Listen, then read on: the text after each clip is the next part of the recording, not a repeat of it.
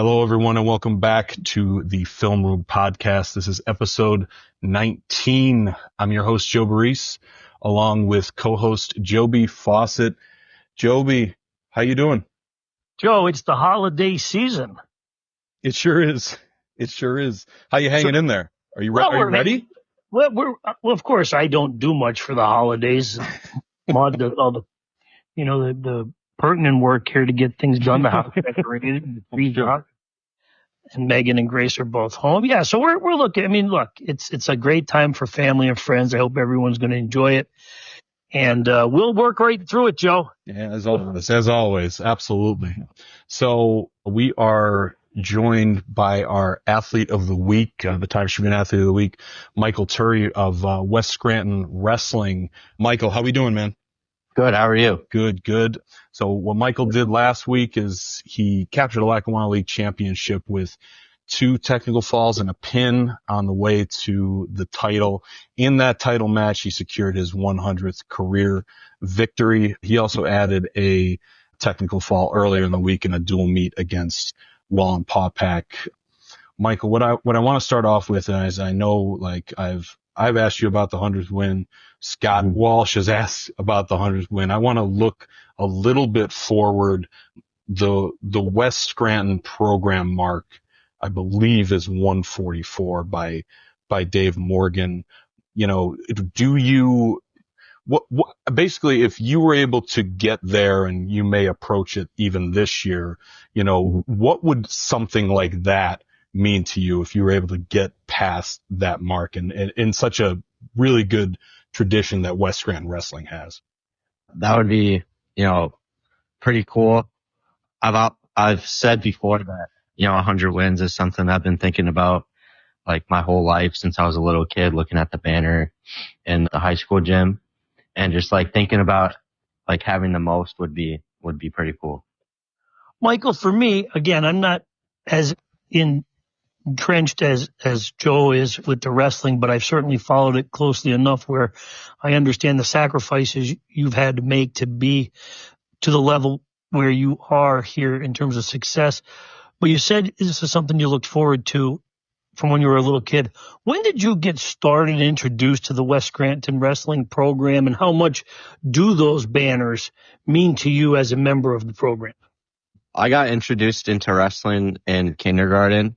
They were handing out like papers to sign up for the little kid club, and I took one home and asked my parents if I could wrestle. So that's how I got into it. And I've just been going to those matches ever since I was a little kid and seeing those names on that banner. It's just been a long time, and it's like happening. So that's pretty cool. Obviously, Michael, you're a big time wrestler. You're one of the best in the state. You told us about your start. What is it about wrestling that you love so much? Just that it disciplines you. It kind of makes things in life not as hard when you have wrestling, because I feel like that's like pretty hard, and it just teaches you to be disciplined in life and just like keep working hard, keep doing what you're doing, and you'll get your goals eventually. Michael, what are the biggest challenges you face as a high school wrestler? Obviously, the on-mat situations are always extremely challenging, but there's things off the mat as well that you have to confront as a wrestler. Tell me a little bit about your development in that regard. Just like little injuries you got to take care of, just like in your mental state of mind, just making sure that you're good there, and just continuing to work hard every day, putting in the same amount of effort in every day, and it just being consistent with it every day. Absolutely. Michael, obviously you have an older brother who also was a very successful wrestler at West Scranton, one that had 100 wins, and he's obviously moved on to college now. He's wrestling. What did you take away from your brother? What was it like kind of wrestling alongside him? And, how great has it been having a brother who also kind of shares your love for the sport? It's been really great. He really helped me my freshman year, guiding me through just the season, and he knew it was going to be rough. He's been through it, and he just kept me through it. We worked hard every day. He got me a lot better in the room, and, he just he pushes me to get better all the time. And, he's really helpful. Michael, this Lackawanna League Championship, it's very uniquely scheduled here at the beginning of a season, which is unusual in other sports. But for you as a wrestler, tell me the mental approach you took to the championships and what it means to you to be a Lackawanna League champion. It means a lot. The mental part going into it was just trying to score as many points as possible. Not really about just like winning or losing, just continuing to score and just like wrestling out there. Yeah, Michael, you talked about, how you came in as a freshman. Tell me about how your role has changed, now that you're a junior and really one of the absolute leaders of this team compared to your freshman season, and what do you like about your role? Yeah, it is a lot different. Just like showing the new guys that, you got to work hard, got to put in the work, and just kind of being a role model for them. That's a big difference from freshman year when like I was looking up to those older guys. Now I am one of the older guys, so it means a lot. Michael, so you're a Lackawanna League champion. You're accomplished. You've done some great things, 100 career wins. And you mentioned already the discipline you have to be a wrestler. I'm going to kind of go off a little bit here and ask this question because you're into a break now. And I use that term very loosely, but you're going to be spending time with family and friends over the holidays, and guys like Joe Baress who don't have the discipline at the dinner table. How is it for you to be able to maintain that discipline during this kind of a little bit of a downtime where you're with family and friends? For me, I feel like it's just reminding myself of what my goals are. That helps me a lot with the discipline part, just knowing like what has to be done for my goals to be met. So I feel like if I think about it like that, it's not as hard as it seems. But yeah, Michael, you speak of goals, and what was really cool is when I read your Athlete of the Week interview is that you wrote state champ on your wall as motivation after finishing 7th at states for 2 straight seasons, which are great accomplishments in and of themselves. When did you write that on your wall, and what was the basis behind doing that? I wrote it at the beginning of this season, and like I said, it's just like reminding me every day that I have to work as hard, keep working hard every day, putting in the same amount of effort, even more some days, and just it reminds me to not slack off and just what my main goal is this year. Michael, so you've been to the state tournament and the biggest stage up there, the Giant Center, and you've wrestled in huge venues before. Having had those experiences, how have those matches prepared you for this your junior year? It's prepared me a lot. Just already being there twice and knowing the environment, it calms you down the next time you go. Like my freshman year, it was very new. It was like kind of like a big arena area. And then the next year it wasn't as bad. So this year I feel like I'll be more comfortable in there and just ready to go. Yeah, Michael, we're talking about individual accomplishments, but this team has been excellent over the past few years. This sport what's always been interesting to me about this sport is that individual glory is such a big part of it. But everyone, at least in this area, and I believe across the state as well, they're very into the team competition. What is it about the team competition in this West Scranton team that's so important to you? I think that we have the guys this year to make team states again. And last year, it was really cool winning that, going to Hershey, and just like doing it as a team was really cool.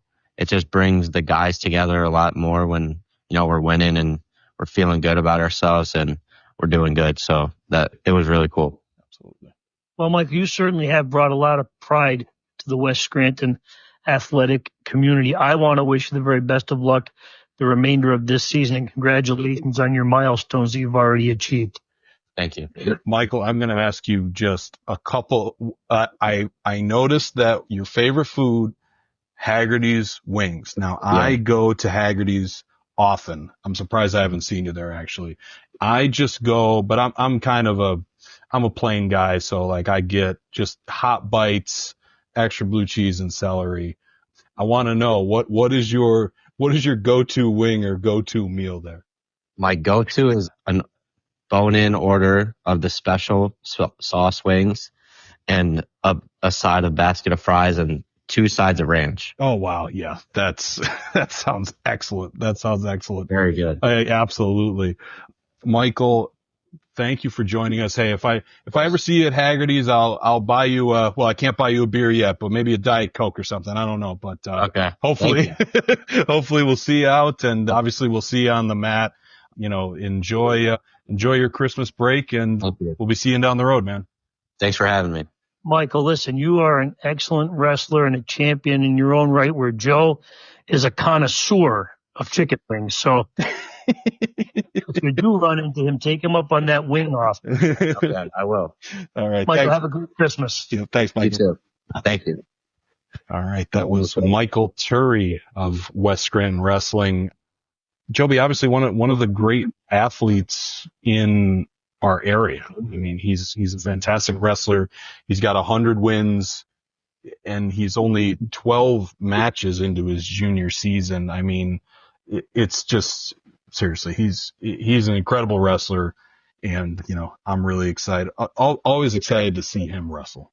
Joe, listen, again, I've made this perfectly clear. I certainly wasn't tough enough to be a wrestler, and we didn't have wrestling at Lakeland anyway. And the best part of wrestling for me is watching The Ultimate Warrior on DVD. All that being said, Michael is just a terrific young man and a great representation of the West Scranton program, which I want to really kind of applaud, because through thick and thin, through some adversity over there at West Scranton in athletics and trying to get some stability back to the programs across the board, the West Scranton wrestling program, that tradition runs very deep, all the way back to the George Roskus days, okay? Right. This team has always represented the area very well and has always produced outstanding, tough wrestlers on the mats.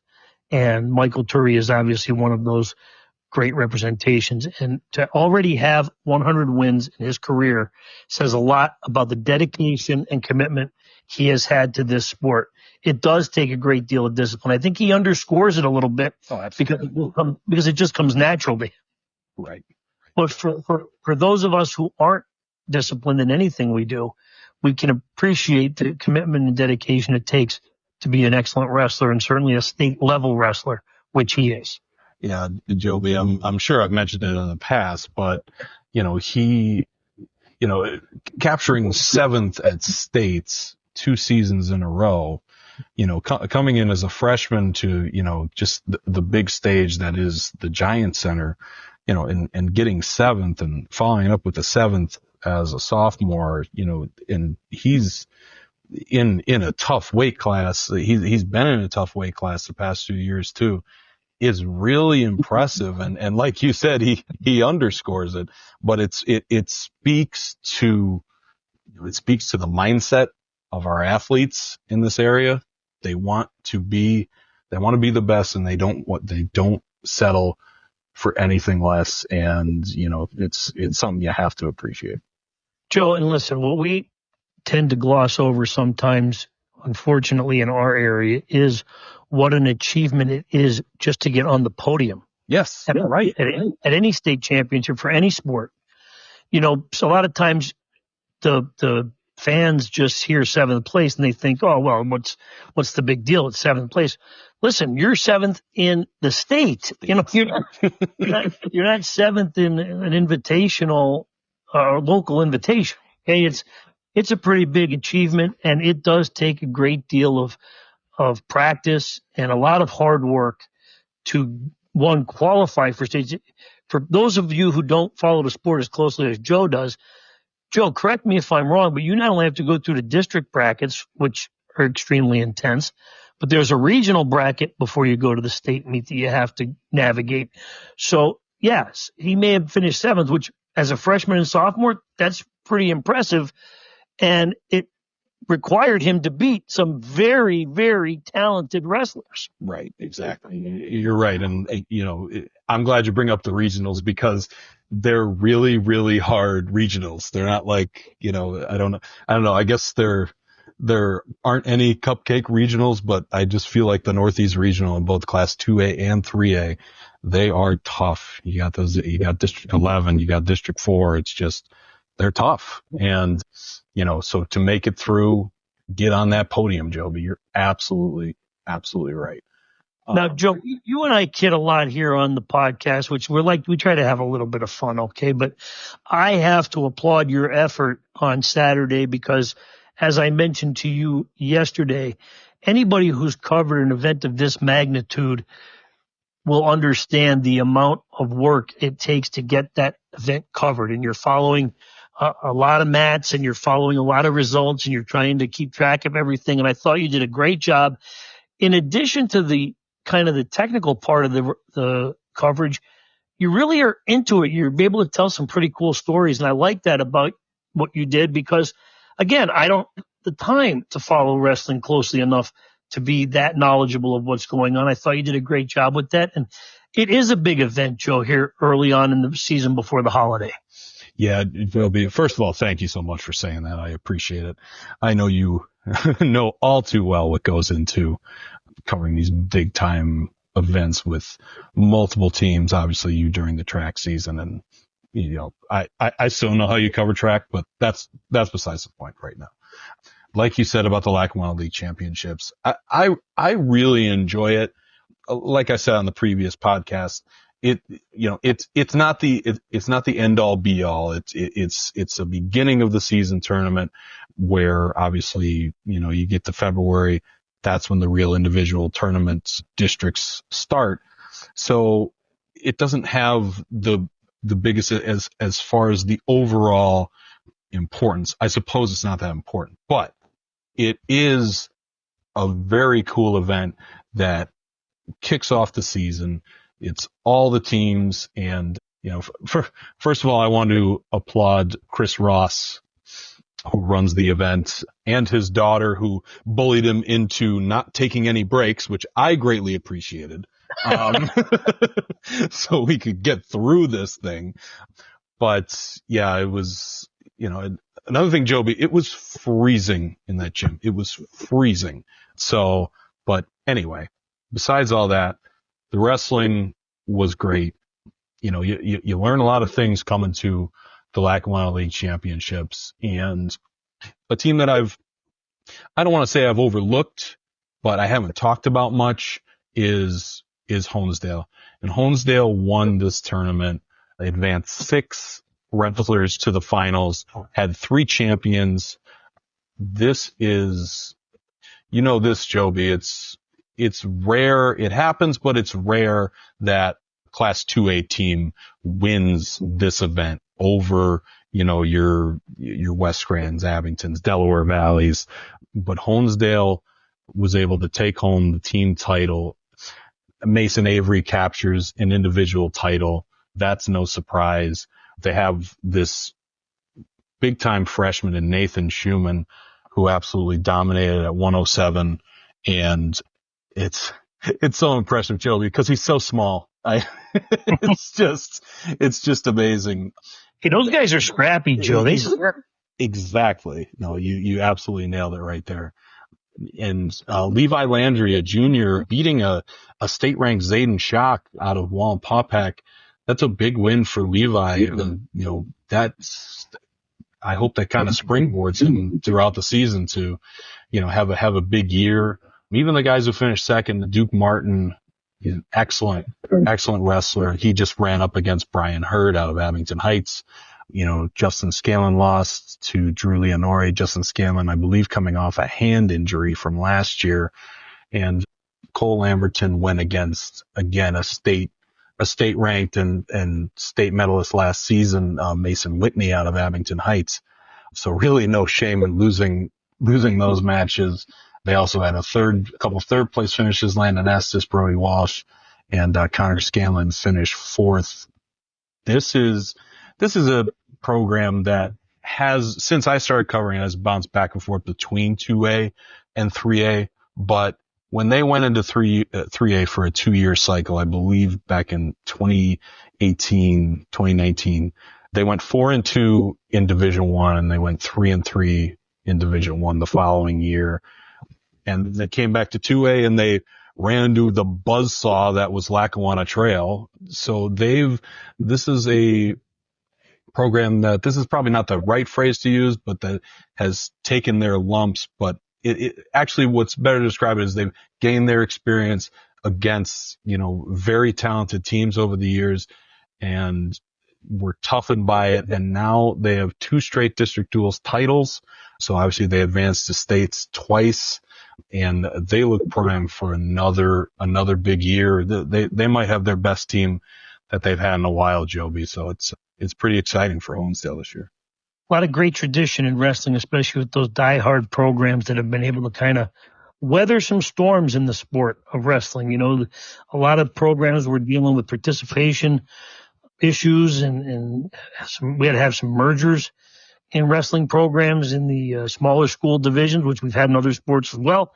So it's always great to see these teams with these rich championship traditions, always at the top of the standings in these big invitationals in the Lackawanna League. Again, great job by you, Joe, and it's going to be a good wrestling season, that's for sure. Absolutely. I should also mention Honesdale is young.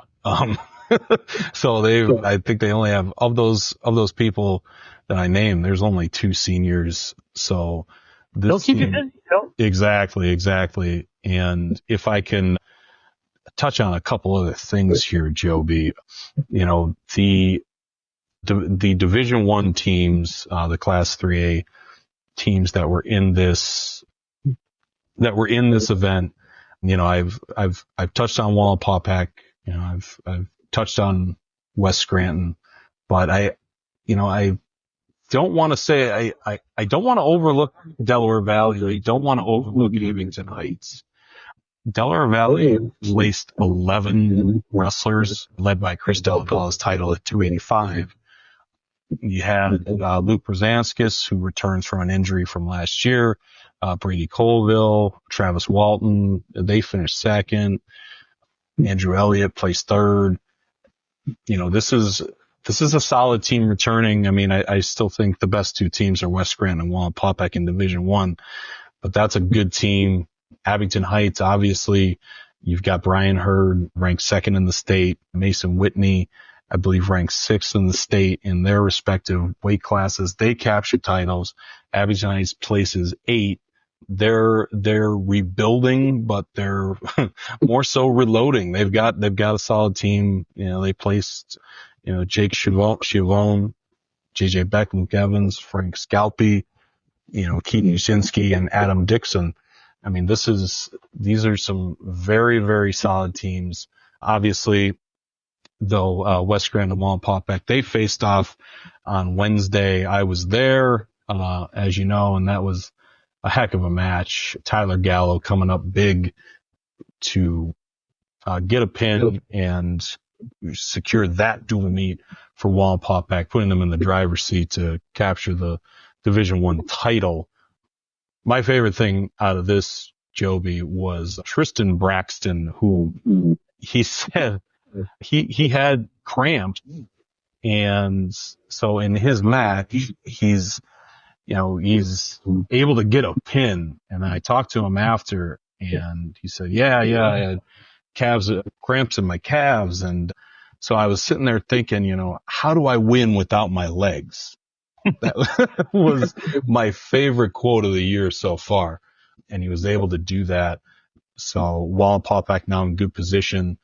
They placed 11 on Saturday, placing 4th as a team. Like I said, Delaware Valley placed 2nd. And, West Scranton had the most individual champions. We already mentioned Michael Turi. Santino Aniska got a title. Connor Legier and Mark Redman. And Connor Legier's brother, Julian, finished 2nd at 107. So there's big things all around in wrestling, Joby. And like I said, it should be another exciting season. let me mention one thing that broke last week. The team championship, the team state championships will not be in Hershey's Giants Center this year. Yep. They will be moving to Altoona High School. It seems like people aren't very thrilled about it.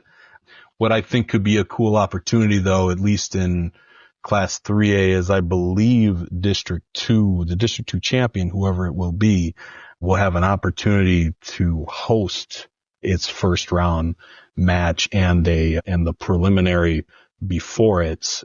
Obviously, I don't know that, depending on who wins it, I don't know the gym's capacity, but it'll at least be something in the area. So I think that's a pretty cool opportunity. So big things in wrestling, coming this year, Joby. All right, Joe, that should keep you very, very busy after the holiday, so don't eat too much roast. Exactly, Joby. And, if I could, could I mention one more thing, Joby, about wrestling before? It's your show, Joe. You don't have to ask permission. It's my bad. I feel like I've been leaving you hanging there. No, I'm listening. I should have told you to get a cup of coffee. But so, as you know, I wrote a story about Valley View's Richie Leslie as well, who suffered an injury against Michael Turi last season. He took a bad fall on his shoulder. I just thought it was really impressive. He's been really getting at it, going into this season. He's got a really good record, and he comes back into this tournament, and that's got to be tough for someone to return to the tournament.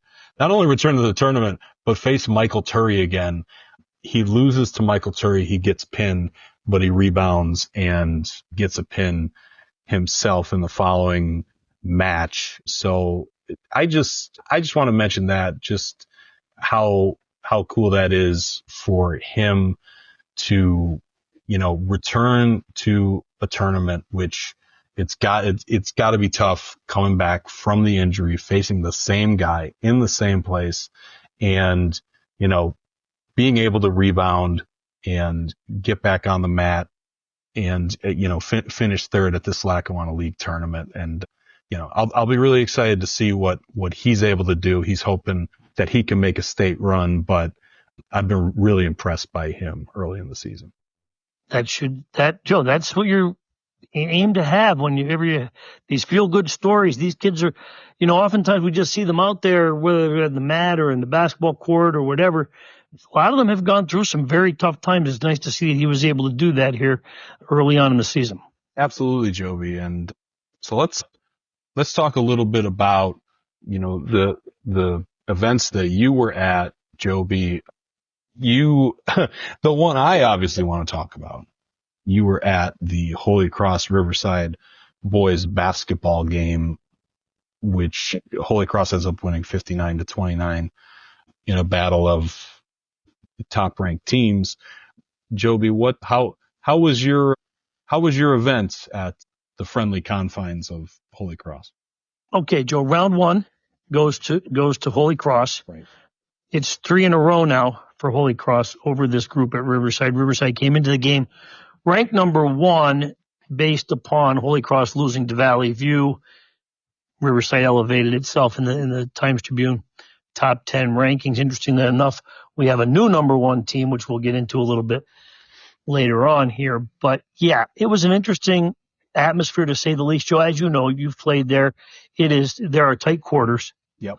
And it was a full gymnasium for the JV game. So, and there's a lot of energy surrounding this game this year for a couple of reasons. One, these two teams are going to probably determine the Division II champion in the Lackawanna League, okay? Right. But this year, because of Holy Cross being bumped up a classification from 2A to 3A, these two teams will probably, if not guaranteed, to be the top 2 teams in District 2 Class 3A. Now, we get a couple of berths into the state playoffs, so that's going to help. However, they may actually be 2 of the top teams in the East in the state. Right. Is it possible that we're going to see these teams battled up to 4 times this year?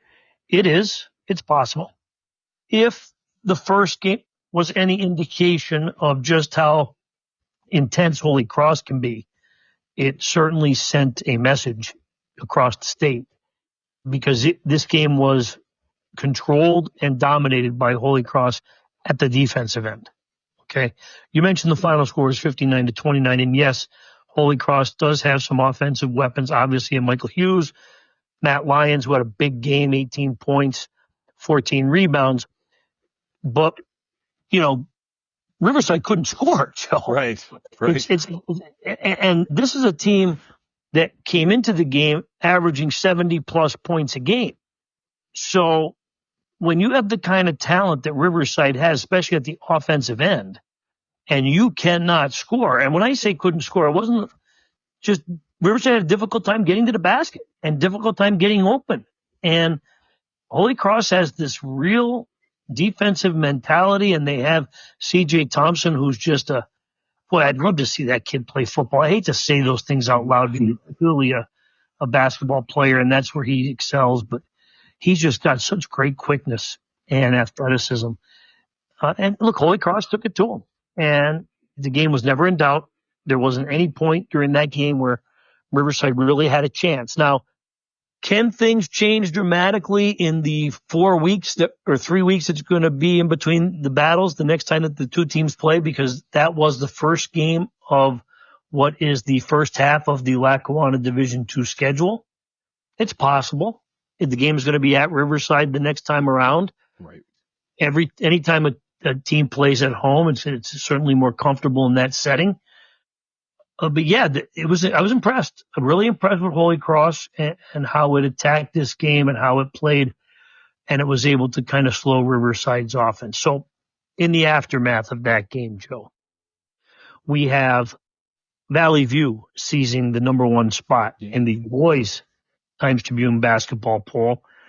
Valley View undefeated 7-0. And I think after seeing Holy Cross in person, now I've seen Holy Cross a dozen times last year. Right. And all these players are the same. They returned all 5 starters. I have to believe Valley View is just having an incredible season because Valley View defeated Holy Cross head to head. So, I've seen Riverside and Scranton now. I've seen Holy Cross now live in person. I'm looking forward to possibly seeing Valley View live and in person here very shortly.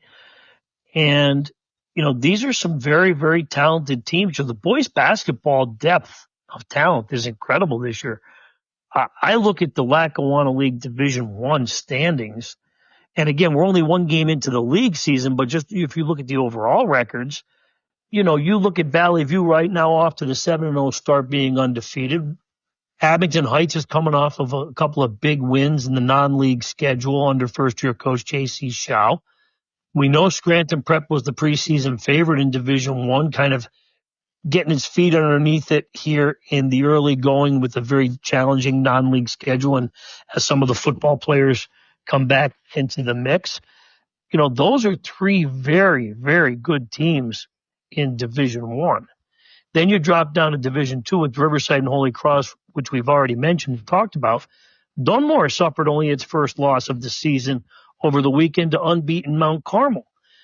And Mid-Valley, Coach Mike Abdi, that team is going to play some intense basketball. So I think we have some pretty good teams in the boys basketball and some good depth team-wise this year. Absolutely. It should be really exciting. Coming up at the end of this week, we'll have holiday tournaments. Let me just cover really quickly. Again, Joby, very impressive. You knew Matt Lyon's stat line. He had 18 points, 14 rebounds. Well, I was there, Joe. That is true. That is true. I don't know. You know me. I forget what I have for dinner. I know. So, but you mentioned the defense. He had 4 blocks as well in that game. Some other strong performances in basketball from the week. Catie Beechman from Riverside girls basketball scored 18 points, including 5 in overtime and a 56-53 win over Montrose. So I just want to mention, I have to give Riverside Superintendent Paul Brennan some credit because he had the video of Catie's game winning shot last week, and I was able to share that on my work Facebook page. And when Justin Carney, the head coach at Riverside, had sent in the results of the game, he mentioned that Catie hit the game-winning shot, and he did describe it a little bit to me that she received a pass to half court and she turned around and made the shot. But until you see it on the video, and I do encourage you to go check it out on my Facebook page.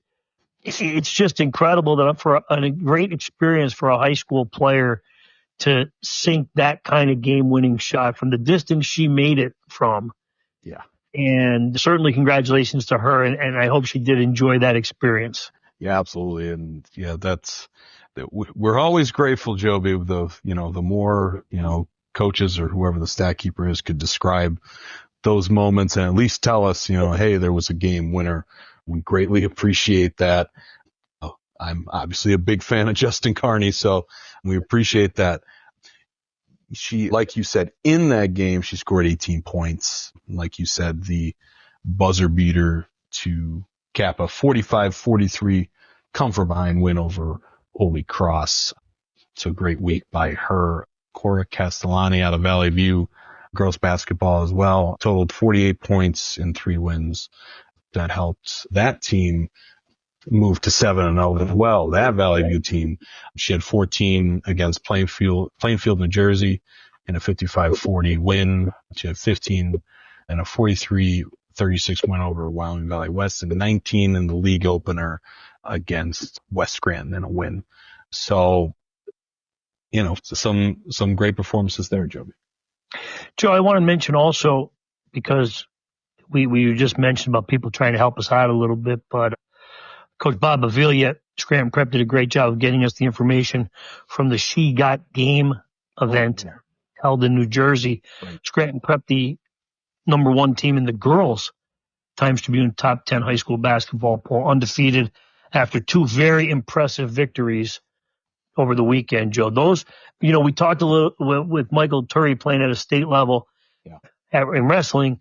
You look at the teams at Scranton Prep. If you remember back to last year, these were the games where Scranton Prep's girls team struggled a little bit last year because they were a young team. They had a lot of talent, obviously, but the lessons that they learned from these types of setbacks helped them reach the state championship game last year. Right. This year, more experience, a little bit more seasoned, some more games under their belt. They're winning these games now. Scranton Prep undefeated going into the Lackawanna tournament over the holidays, and very impressive over the weekend. I believe beat Pearl River from New Jersey and Immaculate Academy, right, Joe? And that's correct. Becky was yesterday. And Jenna Hillebrand, who is a terrific high school girls basketball player, had a great weekend scoring the basketball against elite talent. So it says a lot about Scranton Prep coming into this year. We knew with all 5 starters returning that this team was going to, make some sort of a deep run, but certainly off to a great start. And we do thank Coach Pavilion for helping us out with the details from that event. Yeah, definitely, Joby. And, obviously we'll have interesting holiday tournaments coming up. You touched on them last week, but if you would like to, Joby, you want to give us a little bit of a preview of what's to come at the end of the week? Well, Joe, I do have a story, believe it or not, going in the paper. I know people think I lay around and watch television all week, but no, we're going to look at the tournaments. But first and foremost, let's dive in here with the Lackawanna tournament, just because it's the one that kind of has 8 teams that are really, really good this year. Okay, boys and girls. Okay, the boys, half of the tournament is in the evening session on Friday. The girls tournament is the afternoon session with 1 and 2:30 starts at the Lackawanna College Student Union. Obviously, we've got top-ranked Scranton Prep in the girls going to be in that tournament. Scranton, which is the defending champion, and the number 3 team in the Times-Tribune High School girls basketball poll also playing. Dunmore, historically always a terrific program. I believe now with its victory in the Lackawanna League opener, 81 straight league games that Dunmore has won. And then you have Holy Cross, which under the guidance of first-year coach Lindsey Howard is off to a really good start. Yeah, heartbreaking loss there to Riverside, but Holy Cross, after winning the district championship last year in Class 2A, was off to a really good start to the season. So those 4 teams will be in action on Friday. in the afternoon session, and then in the evening session, we've got defending champion Scranton going to be playing in that tournament. You've got, as I mentioned already, Holy Cross. We know how talented that team is. We've got Scranton Prep involved in that. And Dunmore, again, the combined records of these teams is incredible, Joe. The 4 teams in that tournament, they're all 4 are ranked in the Times-Tribune top 10 high school basketball poll. So plenty of action on Friday and Sunday for the Lina tournament. And then part of my story that'll be running in the newspaper and online tomorrow will highlight the 2 terrific starts by the Valley View girls and boys basketball programs. Both are undefeated after the first 7 games of the season. They'll be involved in their own separate tournaments. Valley View will be in the Peter Taronis NBT Bank Holiday Classic that'll be hosted by Carbondale area over the holiday. I believe they're also going to go Friday, Sunday combination. And you've got Lakeland and Mid-Valley also involved in that tournament in the boys basketball. In girls basketball, Valley View will host the Luke Hamoni Memorial Tournament that will also include those same schools, Mid-Valley, Lakeland, and Carbondale area. So some very intense action there in those 2 tournaments. And Joe, we've got a full schedule of holiday tournaments. You know, we've got the tournament up in Susquehanna County. We've got boys and girls where they kind of share the spotlight, and I believe all the games are at Susquehanna this year. And we've got the 2 Taylor Lions tournaments that Riverside hosts. Danny Digwood, the athletic director there, they play on opposite nights. So I believe the girls tournament starts Thursday and concludes on Saturday, and the boys tournament goes Friday and Sunday there. And of course, that'll feature Riverside hosting both of those tournaments. So a lot of action going on over the holidays, Joe. It's always neat to kind of see these teams get, as you just had happen with your preseason wrestling championships. Right. Nice to see these kids get an early season celebratory championship banner. You know, I always like to collect all the team photos from the coaches, and I encourage anyone who's out there listening to do that. Send me the team photos because it is such a great honor. And to anybody I talk to about high school basketball holiday tournaments, they all say the same thing. It's one of our goals at the start of every year is to win our holiday tournament. So should be some real intense basketball. Absolutely. You're right. It kind of gets you off on the right foot. It allows you to send a message, and obviously those tournaments are a lot of fun. Joby, we actually have holiday tournaments on the wrestling side as well. Yep. Nothing particularly close by, but the closest one is at Tunkhannock, the Frank Wattis Memorial Tournament. But, all the teams are going across District 2. It was the Jim Thorpe Christmas tournament where Abington Heights, Wampaupack, Valley View will be at. Bethlehem Holiday Classic, which is always a solid tournament. Delaware Valley, Homestead, West Scranton, Hazelton area, Wyoming Valley West.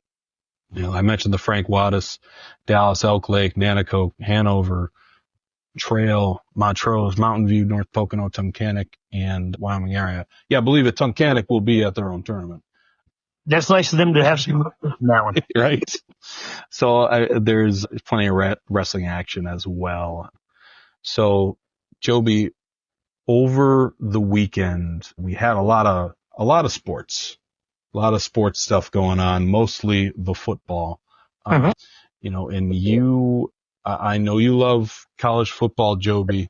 Yeah. So I'm sure you had your eye on these games over the weekend. Joby, what was your takeaway? I mean, a lot of blowouts, but what was your takeaway about the round 1 of the CFP? Well, Joe, I'm going to say something that's going to be not politically correct, but I'm okay with Indiana, SMU, and Tennessee, and all these teams getting blown out. That happens. Right. That is not a product of the seeds or a product of who was selected to play in this tournament. I truthfully believe football is a sport where we have to get away from this notion of we're going to allow pseudo scouts tell us who are the best teams based upon who's on the roster. The schedule has to mean something. If in fact the NCAA and these pundits want to totally eliminate the regular season schedule and say okay, we're going to have a 12-team tournament, but 6 teams get in from the SEC and 6 teams get in from the Big Ten, then there's no reason for us to play the seasons out, okay? There has to be a reward for teams having success within their conferences. We have to get away from this whole idea. Yes, the SEC is probably a tougher conference to play in than the ACC. Yes, the Big Ten is probably a tougher conference to play in than any of the other conferences across the board that were awarded spots in this tournament. But the problem is this, Joe. I would have had no problem accepting, let's say, Alabama or South Carolina or Ole Miss into this tournament if any of those teams had 2 losses, if you were comparing them to a 1-loss SMU or a 1-loss Indiana. Right. Okay? But you had 3 losses. Right. And that's where things get tricky because you really can't lose 3 games to teams that quite frankly were of lesser ranking than you. Right. Right. Okay. If 2 of their 3 losses were to teams ranked higher than them in the polls, then I would say a 3-loss Alabama gets in over an 11-1 SMU. We can't go by the results and throw the process away. Right. So if that were the case, we would never allow teams in some Super Bowls. Right. Those lost 4 straight blowouts. That's right. What was the NFL going to say? Okay, we're not going to allow anybody from the AFC in the Super Bowl anymore. Right. Right. I mean, these things happen, and I'll be honest with you, Joe. I think it's more an indictment on the number of teams being invited into the playoff in the first place. Right. I'm not so sure that 8 isn't the correct number. Right. I get it that Team 9 might be upset that it didn't get invited to the tournament, but you saw what the results are, and that Team 9 probably is going to have a hard time advancing. Right. Exactly, Joby. So, to me, I think that's the argument that can be made at this point after the results that were seen on Friday and Saturday. Because let's not forget, Joe, one of the teams that suffered a blowout was Tennessee. True. So we can't gloss over that. Right. Because they're in a big conference, Joby. Well, Joe, Tennessee beat Alabama. Right. Exactly. Okay, so, if the SEC wants to puff its chest out, that's fine. Right. And they probably do warrant. History tells us with Georgia and Alabama in years past, the way that they've dominated the college football championship game over the years, yeah, that is a very difficult conference.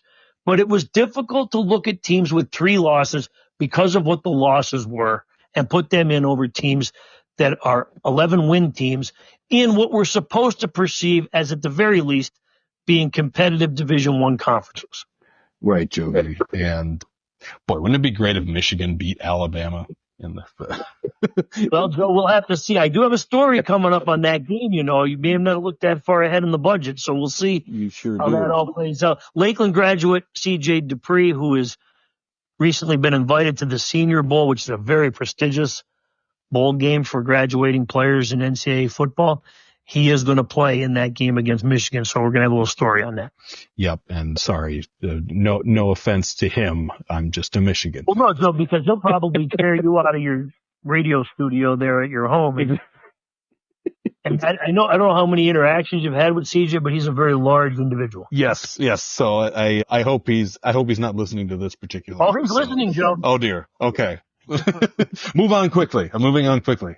So I think, Joby, what you hit on is kind of the prevailing argument. Obviously, we're 4 games into this new CFP, but yeah, I think people are kind of saying like maybe it should just be 8 and not 12. Maybe 12 was a bit too much of a leap, but regardless, here we are, and we have Penn State absolutely destroying SMU. It just, how it's set up just couldn't have worked out any better for Penn State. Home game in the freezing cold against SMU, but they do absolutely deliver. And our local kid from Wyoming area, Dom DeLuca, has a massive game, 2 interceptions, 1 return for a touchdown.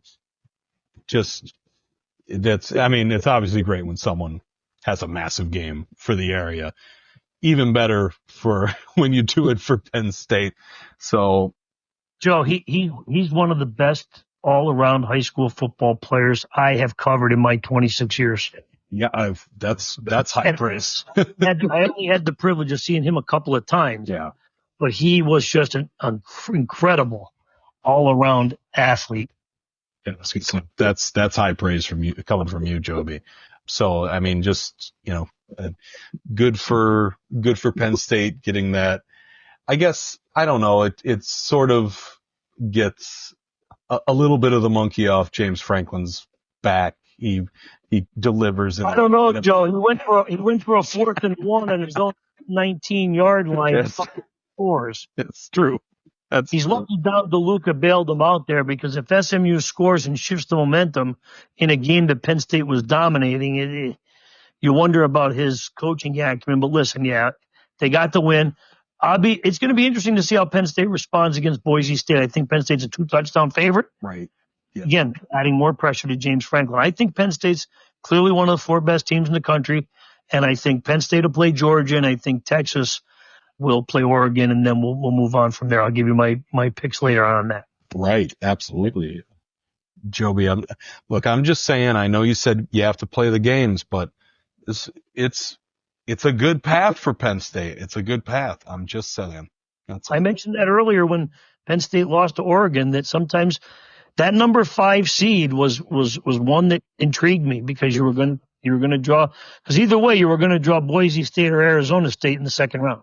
Right, absolutely. And obviously Notre Dame advanced with a pretty convincing win over Indiana as well. And Joe, allow me to take my beating when I deserve it. I made some grid picks ahead of the college, and proving once again I know very little about the game of football. I truthfully believe that Indiana was going to give a better effort.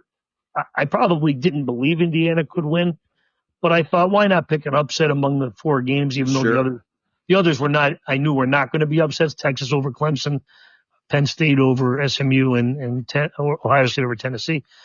So I thought I'd roll the dice with the Indiana one. Clearly I was wrong, and Notre Dame fans have every right to berate me at their will. Oh, Joby. And I'm sure they did. They sure did. I'm sure they did. So, yeah, that'll be exciting coming up there. We'll see how everyone. So I'm not like some of these guys out there that put out predictions and then kind of hide and make excuses. I underestimated Notre Dame and I overestimated Indiana. Right, exactly. And I got it wrong. You got it wrong.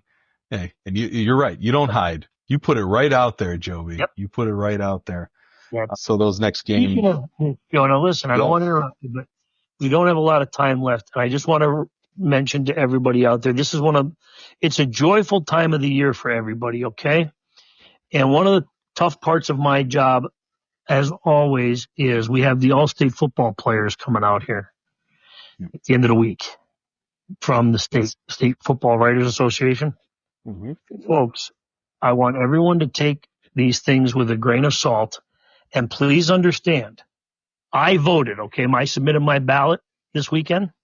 Joe, it took me 3 hours to vote. And I'll tell you what. If you had the opportunity to see some of the bios on some of the players in the state, it would blow your mind away, really. Talent level in this state. And again, you can't just go based upon, Riverside went to the semifinal. That's terrific. That's a great honor. There are great players in Class 2A in this state that have incredible resumes. There are the Class 3A nomination ballot was incredibly filled with talent. Some of the larger classifications, I think I saw in 4A, and I don't want to say the number because I could be way off, but I want to say there's 5 or 6 offensive linemen committed to NCAA Division I programs that were nominated. Wow. So look, without fans having the ability to see the bios on these players, you can't appreciate the work that goes into selecting these all-state teams.